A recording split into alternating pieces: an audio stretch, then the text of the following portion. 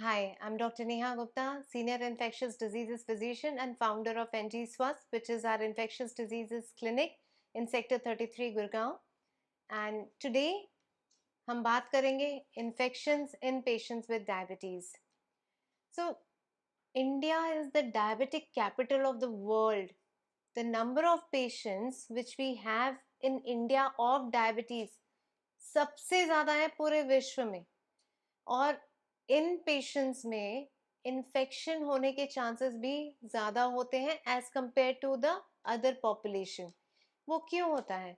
क्योंकि patients with diabetes have high sugar levels और उसकी वजह से it affects the neutrophils as well as the other components required for the immunity. So, patients with diabetes have a decreased immunity as compared to other individuals. So, कौन सी infections हैं जो patients में ज़्यादा हो सकती हैं? So, let's start with common and most common infections जैसे कि urinary tract infections. So, because of sugar and there is a high chance of urine infections, and in patients में कई बार lower UTI that is which can present as just urgency हो सकती है, frequency dysuria या फिर complicated UTI होने के chances भी ज़्यादा हो जाते हैं जिसमें कि बैक्टीरिया किडनी पे इफेक्ट करता है और इससे फीवर या फिर किडनी फेलियर के चांसेस ज़्यादा होते हैं. इसके अलावा स्किन इन्फेक्शंस डायबिटिक पेशेंट्स में स्किन इफेक्ट होती है that is known as diabetic dermopathy. So कई बार इचिंग हो सकती है और उसमें क्या होता है कि स्किन के bacteria from the skin can go into the blood stream.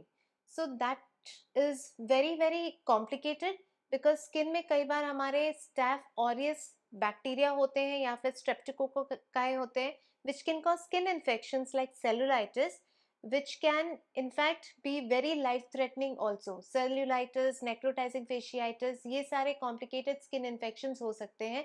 और blood में infection जाने से अगर staph aureus जैसे बैक्टीरिया blood में enter हुए तो फिर it can go and cause infections of the bones. So जैसे knee में pain होना या फिर back में pain होना या फिर lung में pneumonia होना भी हो सकता है.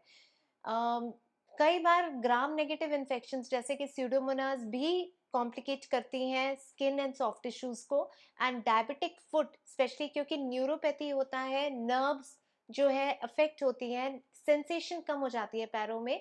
तो इसमें देर इज प्रॉब्लम कि उनको diabetic foot that is wound हो जाए पैरों में और पैर के बीच में इन्फेक्शन हो सकती है जो कि भी कॉम्प्लिकेट भी हो सकती है.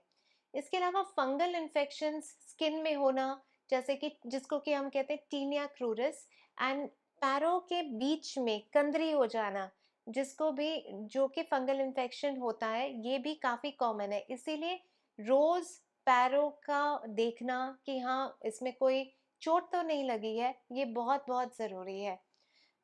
पेशेंट्स जो डायबिटीज़ के होते हैं उनमें लंग इन्फेक्शन के भी बहुत चांसेस ज़्यादा होते हैं एंड ये लंग इन्फेक्शन स्ट्रेप्टोकोकस निमोनिया के कारण हो सकती है. और अगर मान लीजिए इन्फेक्शन ज़्यादा सीवियर हो गया तो ये इन्वेजिव न्यूमोकोकल डिजीज जिसमें कि ब्लड में स्ट्रेप्टोकोकाई या फिर ये ब्लड का स्ट्रेप्टोकोकाई ब्रेन में जाके भी लाइफ थ्रेटनिंग इन्फेक्शन कर सकता है. इसलिए वैक्सीनेशन बहुत ज़रूरी है in patients with diabetes for prevention of pneumococcal infections.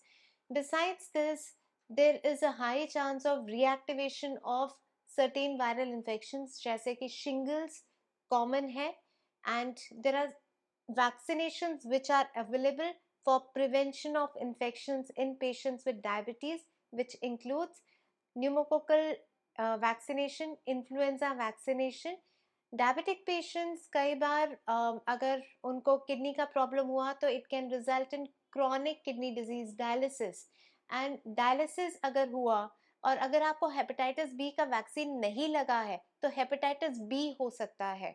तो इसीलिए चेक करें regarding hepatitis B antibody levels and अगर ये नेगेटिव है, अगर ये लेस देन 10 है तो प्लीज़ आप हेपेटाइटिस बी वैक्सीनेशन लगा के अपने आप को प्रोटेक्ट करें. सो ये सारे वैक्सीनेशंस और अपने डायबिटीज़ को आप कंट्रोल करके आप डेफिनेटली अपने स्वास्थ्य को स्वस्थ रख सकते हैं। और आई होप आपको इस डिस्कशन से इंफॉर्मेशन मिली होगी related to infections in patients with diabetes.